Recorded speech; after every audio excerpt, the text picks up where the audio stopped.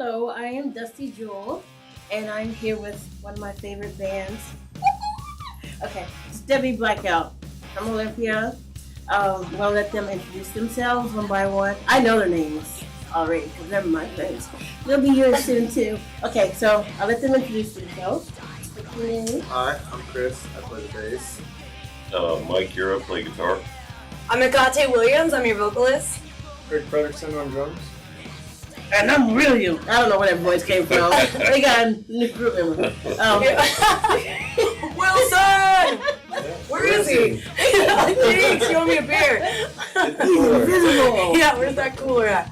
So how are you guys handling everything, like when it comes to being together as a band and at the same time being on this whole lockdown thing and you can't be together and rehearse or practice or whatever? How has that been? Very challenging, let's just say that. A bit disheartening of that. Yeah, Yeah.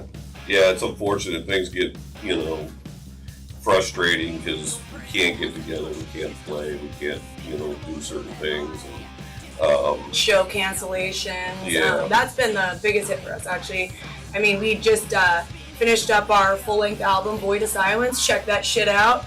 Get it anywhere. It's good, I've heard it. It's great, but yeah, we got 2 shows with it, and then all this shit happened, and so it's been a big bummer not to really be able to promote that album like we wanted to and get it to you guys. So it's been very sad. But, Yeah. And everything he said. I mean, not being able to really meet up and everything. It's been tough. I mean, the minute we could, we've really been trying to crack down and get as much done as we could. But I mean, there's only so much you could do in so little time at this point, Right. I think for me the biggest thing is missing the people. All the Yeah, all people the fans, the that energy. come to the shows, that hang out with us, that talk to us, that You. care to get to know us. Like Dusty, and just being there in that environment with the people and the stage and the experience of playing live. Yeah. Getting that emotional release. And haven't had that since February. Really Yeah. looking forward to tonight. Yeah, absolutely. yes. Yeah, it's been the same, I would say, like for a lot of us, people who are like me, fans of music. Because like for me, music, when I'm around you guys, not only does it inspire me, but it helps with my self-esteem. So you need like your people around you. And you can't be around them and be inspired or just hang out or touch them or, make that eye contact or give that smile at each other.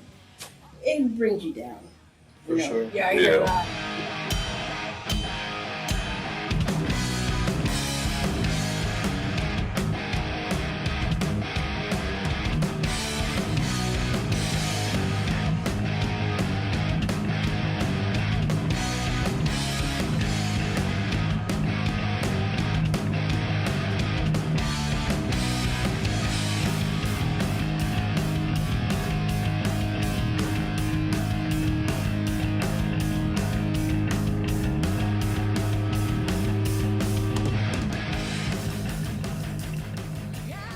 I want to know how you guys came up with the name Deadbeat Blackout.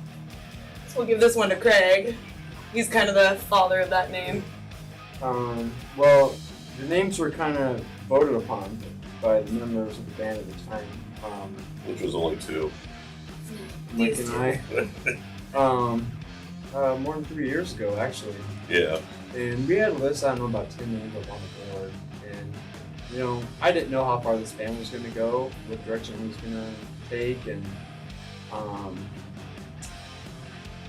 was super impressed with, Mike's giftedness, his talent. And I wasn't so much impressed with my own abilities. I understand why not. Yeah, none of us get that. He's amazing. I know. Sing yourself. Well, At 7. 3 years ago, this was a different story. But, so I kind of like my feet were dead, like Deadbeat, but Mike's guitar was Blackout, spot on. So it was like in contrast with Deadbeat and Blackout. That was the vision of the name, Yeah. when I came up with it. But Yeah, and then we just wrote it upon. I thought it sounded cool. That's all I went with. You know, it was like, you know, Debbie Blackout. And it was like, oh, that's better than all the shit I came up with. So it was like, you know, hey, there you go. Yeah. So. When I hear Deadbeat, I think about my ex-husband.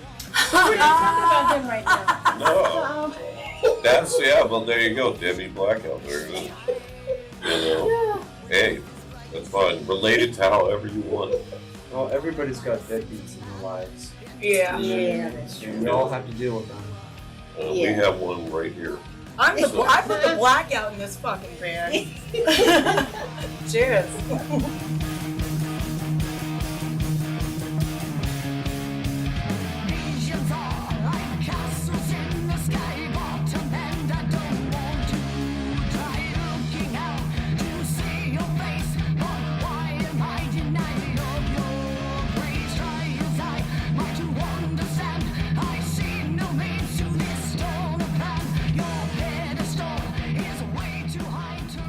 So, what, or how, I should say how do you guys come up with how you're going to write a song? Is it lyrics first, or melody first, or you just, like, Definitely jam guitar together? first.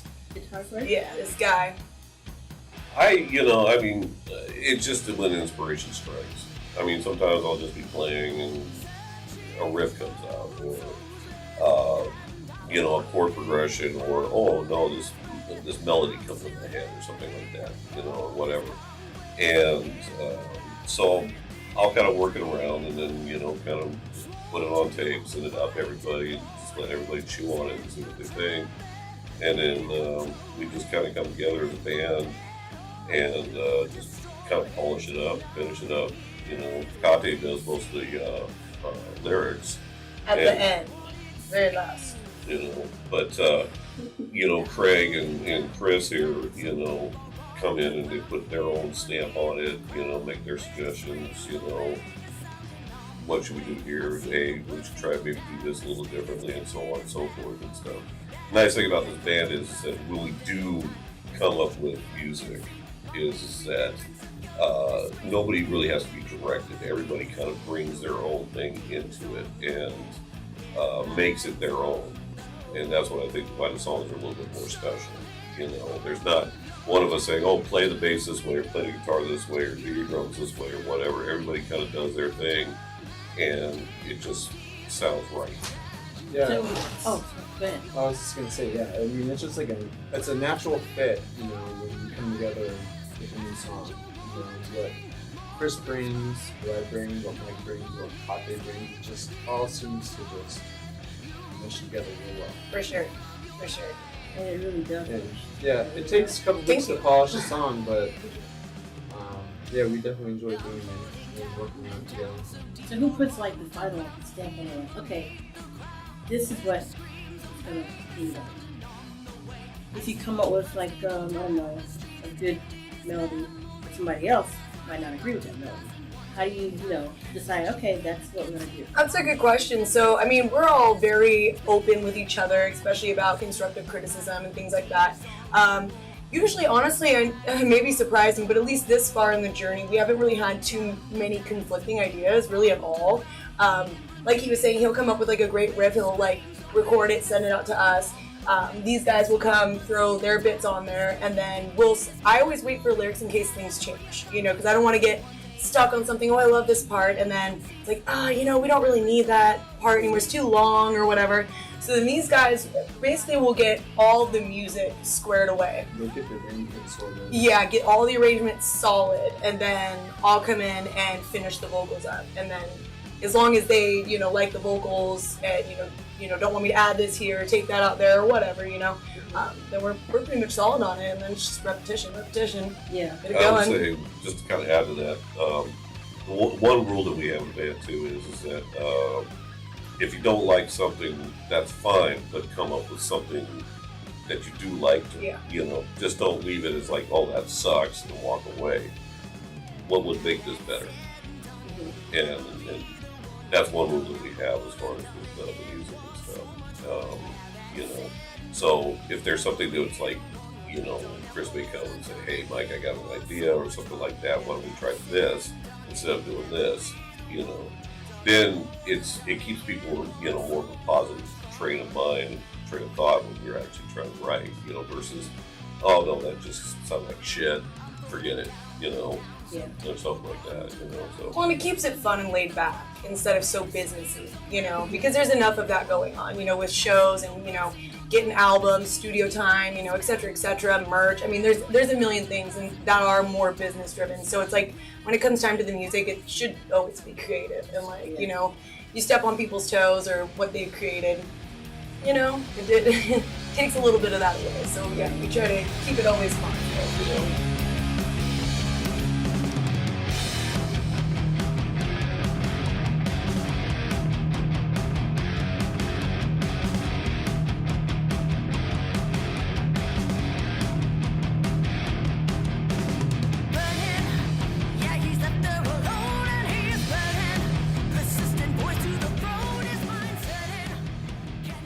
I'm glad you guys have the camaraderie that you do because so many bands, you know, they'll feel like, well, I'm not being heard, and well, this person wants to take the lead or that person wants to be heard, and they break up. It's like, man, they're a really good band. Too bad they have to break up over, like, you know, little differences like that. How did you know that you wanted Hudson as your lead singer? I'll never know the answer to that. Jesus Christ. I don't. He walked off. I'm not so sure that we still do. You know. No, I mean, in all seriousness, you know, I think it was pretty much. I mean, I think, just speaking for myself, I knew, you know, when we first had her come down and talk to her and just get in the door a little bit and stuff.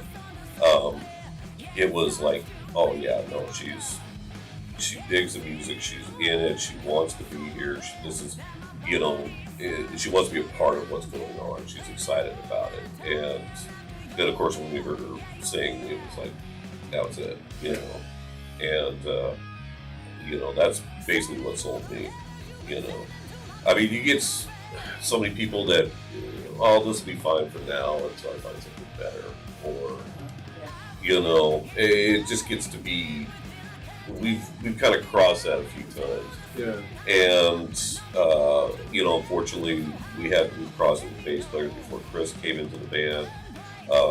You know, obviously the singer before Kate came in. And we just wanted somebody who was like the perfect fit. Okay, you want to be here, you want to be a part of this, you want to be creative. Work hard. And work hard. And you know, it's basically further what Deadbeat Blackout is. So how did you know I found my family? Well, I was shocked that they wanted me actually. No, I mean, I dug the music. It was, you know, very 80s, a lot of fucking solos, which I'm all about, and I just loved it. Like, it was refreshing. It was different than everything else going on, and all the music really, I mean, it was just a blast from the past, you know? And I love the fucking 80s, I don't care.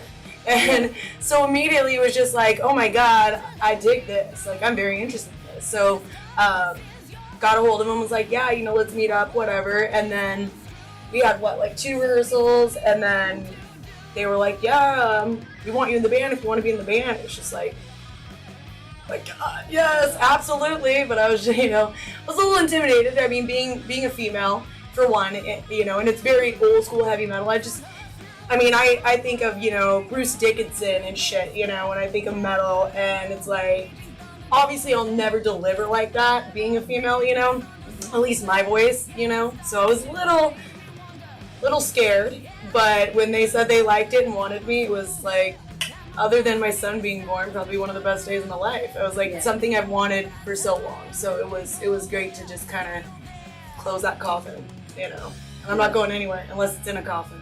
So, sorry, Mike.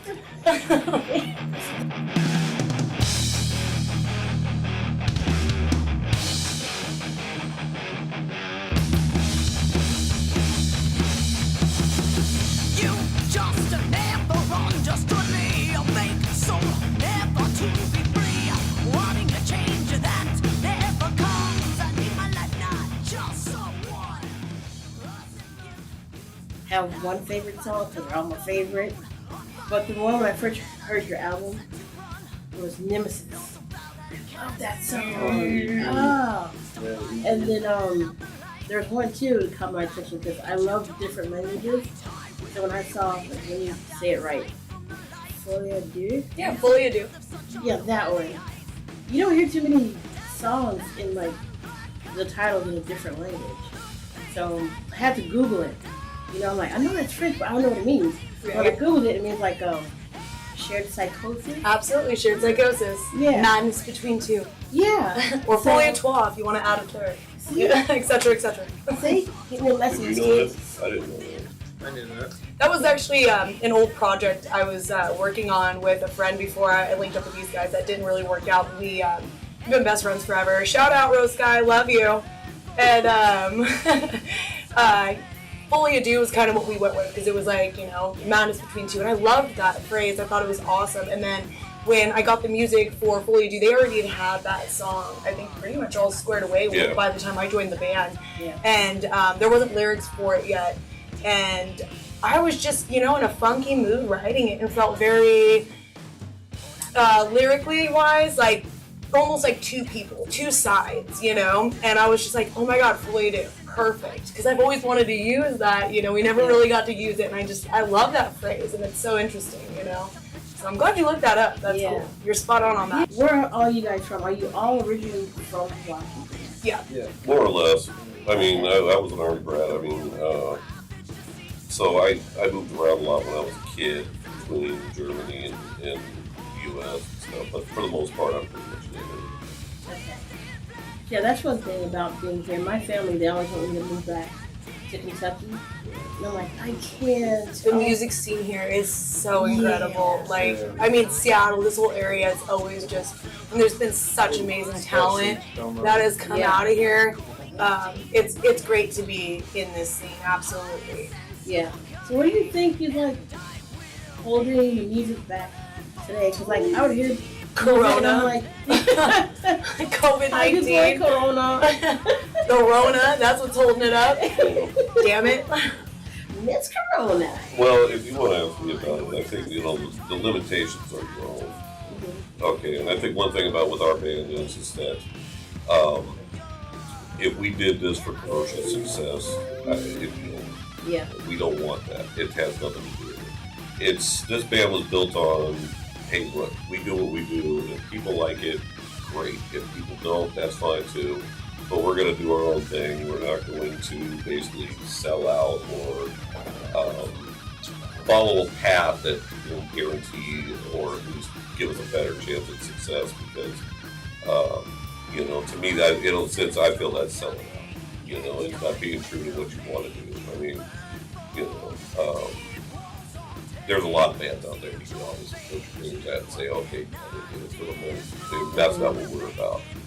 So I think what holds bands back is their own artistic and creative license that they want to do and how they want to express themselves with it. You can do whatever you want to do. You know, the one thing I've always learned from when I was a little kid is that it sounds good, it is. To you, it sounds good, then that's all it matters.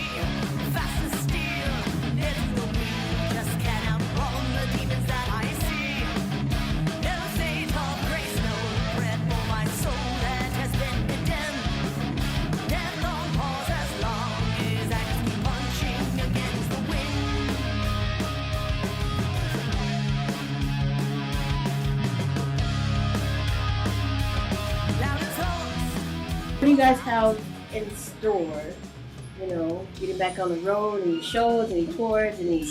Your guess is as good as ours. Yeah, unfortunately, we're still getting a lot of cancellations. I mean, with the phases jumping back and forth because, you know, the COVID-19.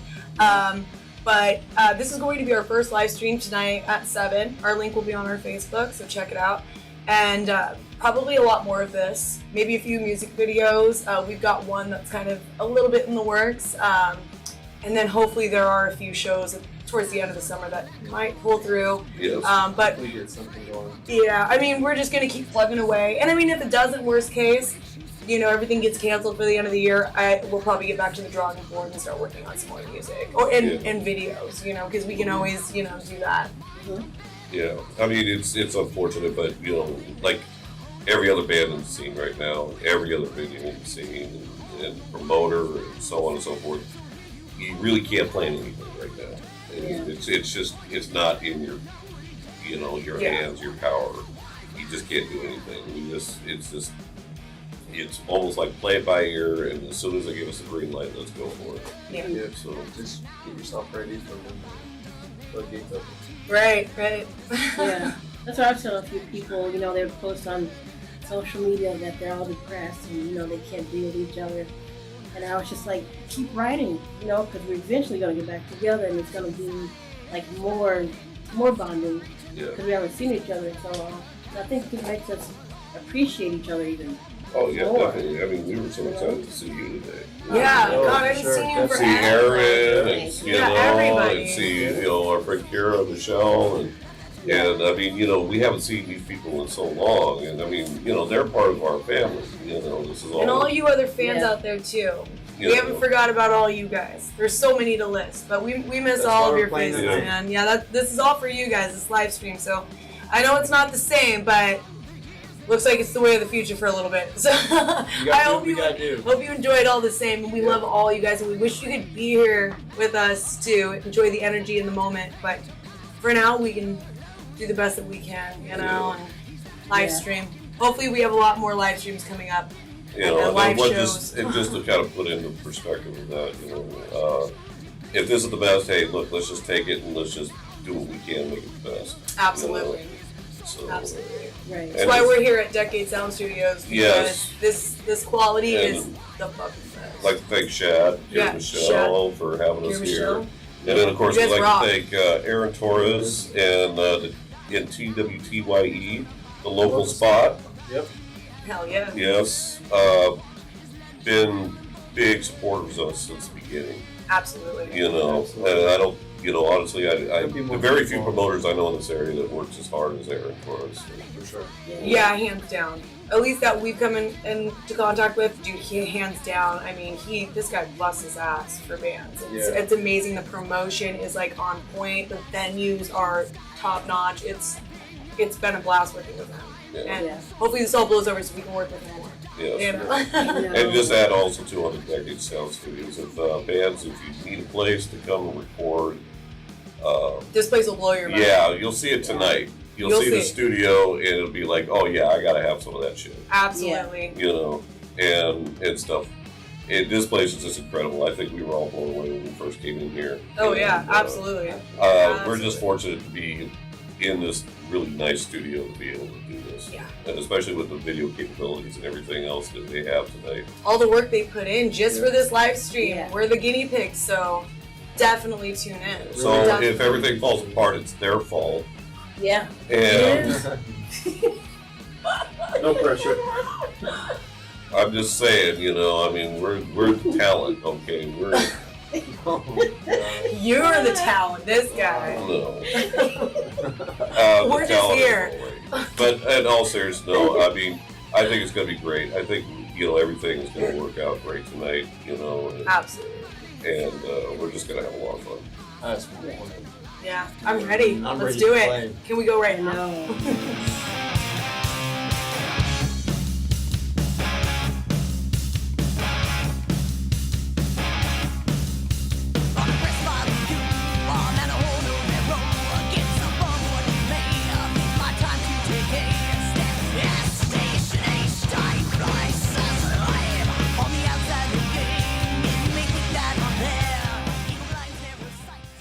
Ask that question about where my best song ideas come from. The toilet. That's where he gets the most inspiration. He has like changeable lights, so he can like set the light for his mood. You know what I'm saying? Like if it's In an the angry bathroom. one. Yeah, in his In bathroom. the bathroom? So I hit the red lights. I got some rage. It's supposed to be for when I take a shower and I want to relax and I want some mood. These guys here are all worried about it, but I'll tell you this right now. We're not worried about it. I'll tell you what, you want to know where Foley of Duke came from? He needs to go after me then. Holy That's food. what I told him. Holy shit. Holy poop. Holy food.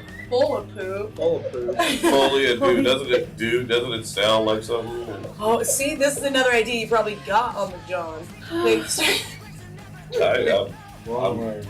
That's Blown away. You know what you should add to the bathroom? That little smoke thing.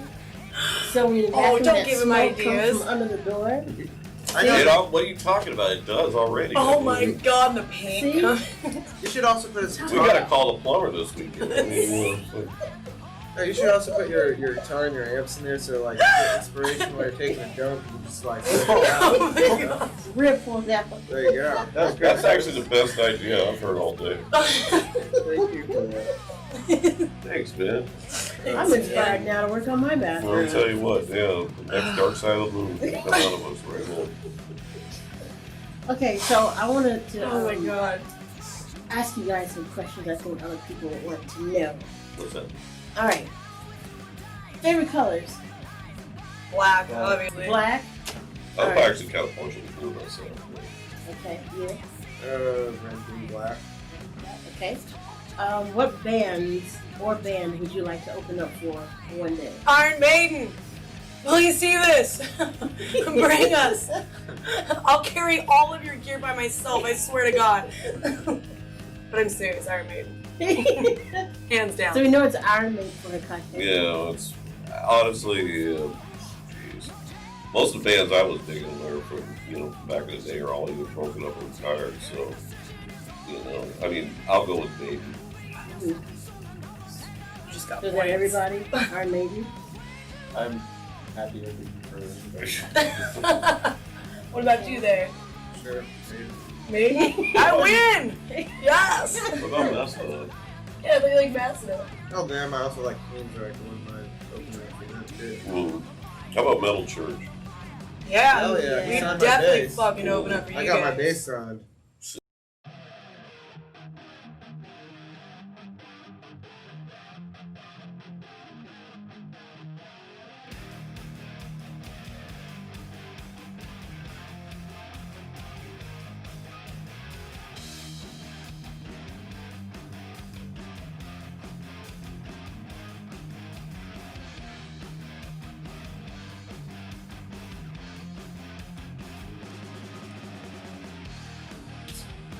Musical influence. Like personal influence or Yeah. like the first thing we did? No, No. Who was your My first? first inspiration? Who inspired you to get into music? That's so hard. Honestly, I think probably Green Day for me. I remember sorry mom, calling you out. She really wanted the whole cheerleader Britney Spears shit, and which is cool. I totally love singing Britney Spears karaoke. I don't care. But I never got to really listen to a lot of rock other than my dad's, and they were divorced, so that wasn't very often. And I remember a buddy of mine's dad picked me up one day for a sleepover, and he was playing Basket Case, and I loved it. It was like, oh my god, this is so great. Like, I love this song, and I had him play that song like 100 times that weekend. Mm-hmm. And eventually he was just like, dude, just take the CD, it's yours. And I remember hiding it because I wasn't sure if it was like, okay, And after that, I bought a bass and started a little garage band thing with Rose Guy, shout out again. And just having a blast. So definitely Green Day, I guess. Yeah. Anybody else? Any takers? I don't know. I wouldn't know who my first musical inspiration was. Or actually, no, I'm not even going to say who that was because they don't even date. Oh, And, whatever. you know, Do it. yeah. Honestly, back in the day, and some people in this room might know, you used to see those variety shows that used to be on TV and stuff like that. You know how the Osmonds used to do their thing. And Yeah. I think I saw that a lot, and I was like going, yeah, that looks like something that I could do, And so, I think, ever since then, it's always been in my head.